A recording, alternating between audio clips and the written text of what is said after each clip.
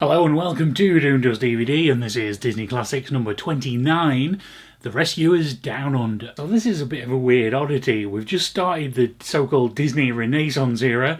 We've had The Little Mermaid, and to come, more classics, Beauty and the Beast, Aladdin, but somehow in the middle is The Rescuers Down Under, which is one I have not seen, and one which you don't really hear anything about. You talk about the Disney Renaissance, The Little Mermaid, Beauty and the Beast, Aladdin, The Lion King. No one ever says, oh, don't forget The Rescuers Down Under, that's a classic too. But it does of course have one definite thing of note, in that it's Disney's first sequel. And until the more recent Ralph Breaks the Internet and Frozen 2, it's the only Disney sequel that counts as one of the Disney classics. There are a bunch of sequels, Cinderella 2, The Lion King 2, Little Mermaid 2, but they all came in the early 2000s and were direct-to-video, never got a theatrical release. They're not particularly well regarded by anyone over the age of 5, so far as I'm aware, and so none of those count for various reasons. But of all the Disney films that have come up to this point, I'm not sure why you would pick The Rescuers of all to make a sequel from. Although it is one that's based on a series of books, so there is more source material to be mined there, which wouldn't be the case for, say, something like Cinderella. But still, it seems like a bit of an odd choice, and I'm not particularly expecting much out of it, simply because it never gets mentioned along with the rest of the Disney Renaissance. Given the production schedules of animated films are generally quite long, and this is only a year after The Little Mermaid, I'm going to guess they were sort of in production side by side, and I'm guessing this is more, say, the B team that's done this one. So I'm guessing this is sort of a side filler project that'll make a bit of money while the people who worked on The Little Mermaid move on to Beauty and the Beast. But maybe I'm wrong, maybe it's a hidden gem.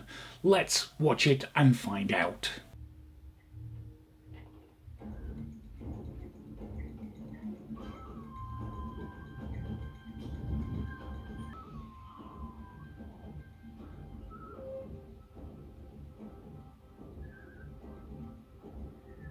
Okay, well, that was okay, I guess, but not really very good. I guess it was fairly fun action-adventure, and it would probably play really well with kids, which is the target audience after all.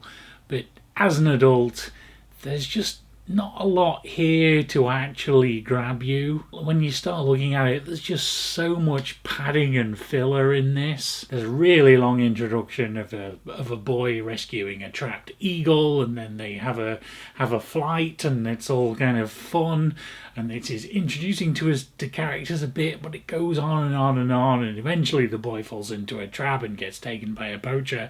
But it's like 15 minutes in before anyone even needs rescuing by the rescuers. A mouse who happens to see the boy getting kidnapped contacts the Rescue Aid Society, but this has to take place through a massive Morse code relay going through various places, and it's another long sequence that's just dragging things out. So the Rescue Aid Society gets this message and convenes a big meeting and to try and decide what to do, but their two best agents, Bernard and Miss Bianca, aren't actually even there. They're off in the roof of some fancy restaurant where there's a little special mouse section of that restaurant having a dinner, and Bernard's preparing to propose to Miss Bianca, which becomes a whole subplot through the whole thing where he keeps trying to propose and he never quite gets the words out, and it's not the right moment, and it's like... So it's an entirely unnecessary and uninteresting subplot. But eventually they get the message that they're needed, and they've got to go to Australia to rescue this boy. And so they go to their usual Albatross transport place in order to get a flight to Australia. My knowledge of albatrosses is minimal, but I don't think one can fly from New York to Australia. And it turns out, of course, that is the case. After a whole big sequence of convincing the albatross to take them, the albatross simply flies to an airport and they sneak into an aeroplane. So I have to question, why is the albatross even needed? Can the mice not just go to the airport if they're going to get on a normal human plane? Sure, I guess it's a slightly convenient way of getting on and off the plane. The albatross flies them into the undercarriage while the landing gear's down, but it's in the air, which, allows them to fly out of the plane while it's landing and get a nice swooping shot over Sydney Opera House. But, after all that, we're 33 minutes into the film before any kind of rescuing starts. There are some minor character beats, but it's mostly just padding and jokes that just don't land. And the rest of it's just fairly typical and not very interesting. Once Bernard and Miss Bianca land in Australia, they meet an Australian mouse, and Bernard immediately becomes jealous of him, and that, along with the failed attempts at asking Miss Bianca to marry him, it's just this whole romantic nonsense that just doesn't feel right. It's just boring and not very interesting and been done a million times before. What this does have is some brilliant animation, some massive set pieces and things like that, but it feels like that's what they focused on. It's a visual treat, but everything else is just lacking. They focused only on that one aspect, or that's what it feels like to me. Even things like the whole Down Under name, it just feels like there wasn't much thought given into it. It's like knowing that this is only a few years after Crocodile Dundee, that it just seems like it's part of that era where everything seemed to be about Australia. And that beyond that, there wasn't really much thought given into why it needed to be Australia. And it's like, if the Rescue Aid Society was a properly organised organisation, they wouldn't all sit in New York all the time.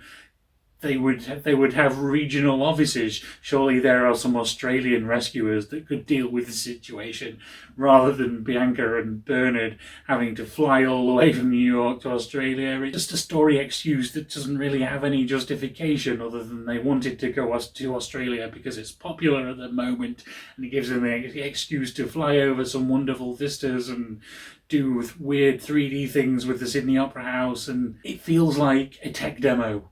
Which actually it technically is. Because that's probably the one main important thing that this has, is that in addition to being Disney's first ever sequel, this is also the first film ever in the entirety of film to be entirely digital. The original line drawings here are still done, pencil on paper, one frame per page, and it makes the animation. But those frames were then scanned, and all the inking, painting and layer composition was done on computers and then output onto film. That became known as the CAPS process, the Computer Animation Production System. Although interestingly, Disney kind of tried to keep that quiet for quite a long time because they were worried that people would think that wasn't the same kind of magical animation process that Disney had been using since the 30s. But honestly, if you look at this compared to Snow White and the Seven Dwarfs, you can totally tell. There are so many things in this that you just couldn't do by hand. There are so many weird 3D moves and fancy things that I suppose you could animate, but not in a reasonable amount of time on a limited budget. Also of note, the creation of the CAPS system was the first time that Disney collaborated with computer animation company Pixar. So here there is a lot of technical things of note, but the result of which isn't that much interesting beyond those things. First ever completely digital picture, a revolutionary new animation system, but a mediocre story to go along with it. What are your thoughts on The Rescuers Down Under? Tell me about those in the comments down below. Thank you very much for watching, and I will see you again next week with Beauty and the Beast.